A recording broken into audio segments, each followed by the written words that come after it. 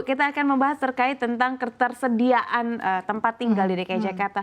Padat sekali Bu di DKI Jakarta, dan kini DKI Jakarta terus menggodok hunian terjangkau milik. Nah, kami ingin tahu sebenarnya hunian terjangkau milik ini seperti apa, lalu apa yang sebenarnya disediakan oleh DPR KPI ini Bu? Oke, baik, terkait dengan hunian terjangkau milik ini, pemerintah Provinsi DKI Jakarta melalui Dinas Perumahan Rakyat dan Kawasan Permukiman memiliki satu program yang namanya Program Fasilitas Pembiayaan Perolehan Rumah atau kita kenal dengan FPPR.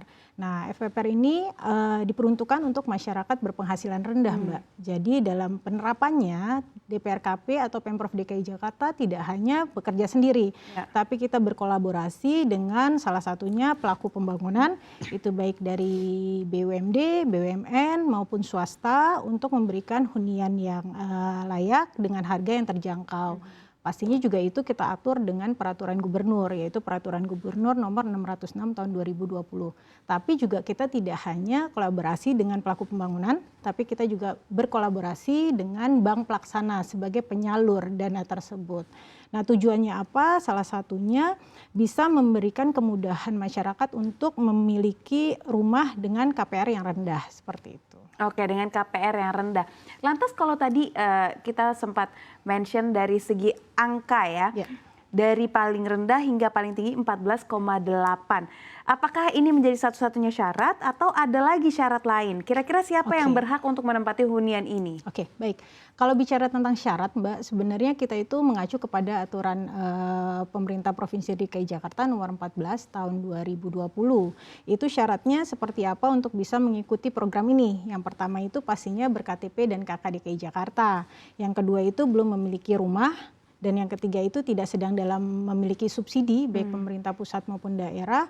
Dan yang terpenting juga adalah yang tadi Mbak bilang ya, memiliki penghasilan itu maksimalnya 14,8. Tapi terendahnya berapa? Terendahnya itu bisa di angka sekitar 3,8 juta sampai dengan 14,8 juta. Apakah ini sendiri? Tidak juga. Mereka bisa join income suami istri untuk bisa memiliki program ini. Oke, tapi kalau dipikir-pikir ya Bu, kadang kita kalau mendengar kasar, angka 14,8 juta, baik sendiri. Oke, kalau join income mungkin tidak terlalu besar, tapi kalau sendiri untuk penghasilan 14,8 juta, rasa-rasanya ini angka yang besar. Kalau misalkan bisa mendapatkan program ini, artinya kan seperti tidak seimbang antara yang bisa 14,8 dengan yang bergaji 3 juta, tapi sama-sama bisa mendapatkan fasilitas yang sama. Oke, sebenarnya kategorinya ini memang kalau dalam program kami ini kan ada yang sewa, rusun sewa dan rusun milik.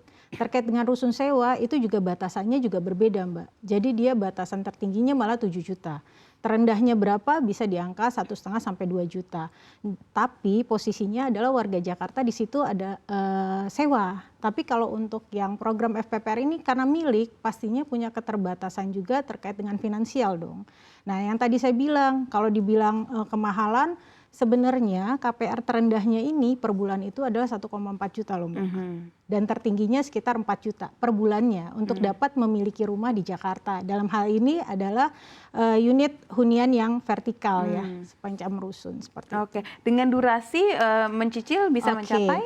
Jadi kalau terkait dengan cicilan ini, keuntungan menggunakan program FPPR ini adalah yang pertama, pastinya kita bayarkan langsung 100% nih Mbak harga rumah tersebut. Pemprov mengeluarkan dana 100%.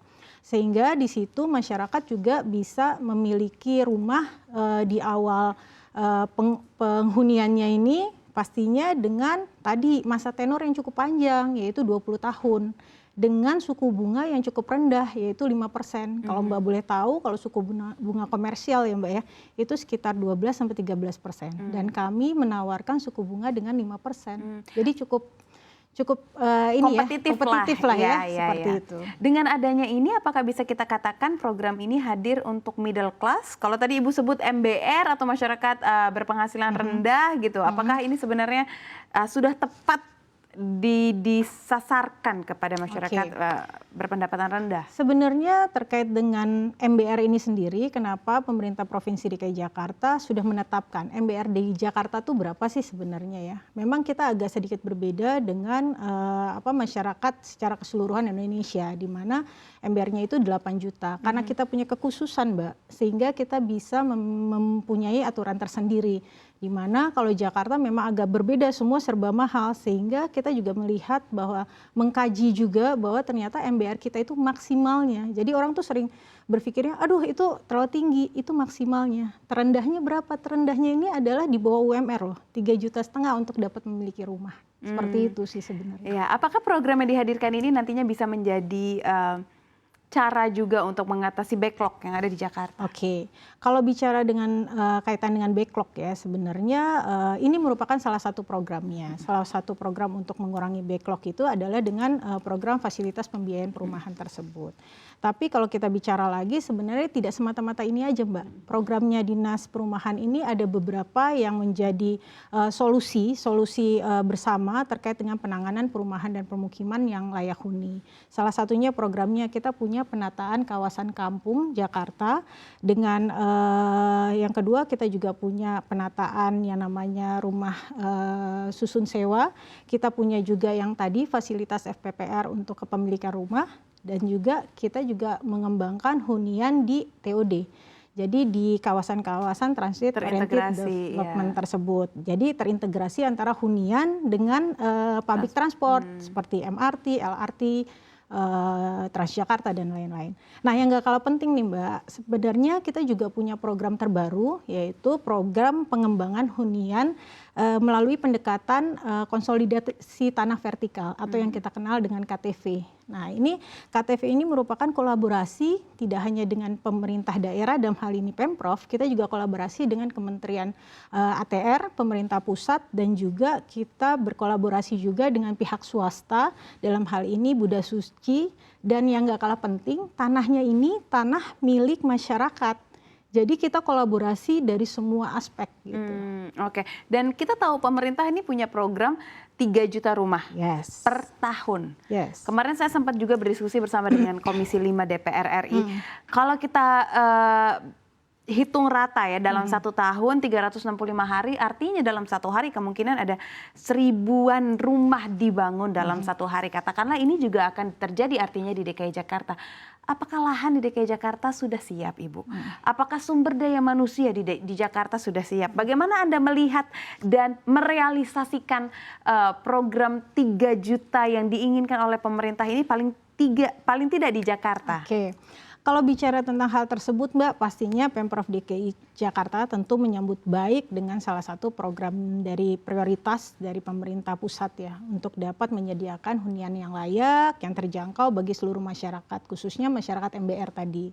Nah, dengan cara pastinya bertahap ya Mbak ya. Nah, kalau kita bicara lagi dan kita juga mendapatkan arahan dari Pak PJ Gubernur, Bapak Teguh Setiabudi, bahwa kami itu sebenarnya siap untuk mensukseskan program tersebut. Dengan salah satunya yang tadi saya ceritakan tuh, bahwa program kita kan ada banyak tadi. Itu salah satu untuk mendukung itu.